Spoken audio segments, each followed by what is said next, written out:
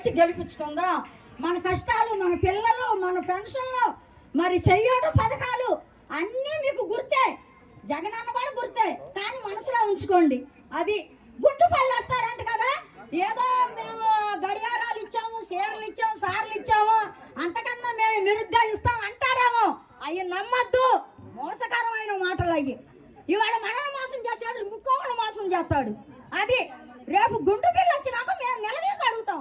ఎందుకంటే 1 గంట దాకా మేము వర్క్షాపే కానీ గుంటుపల్లె కానీ మేమందరం తిరిగి తిరిగి కాళ్ళు ఏసారిపోయి ఆయన గెలిపించుకున్నందుకు మాకు చెప్పుతో కొట్టాడు, చెప్పుతో కొట్టాడు.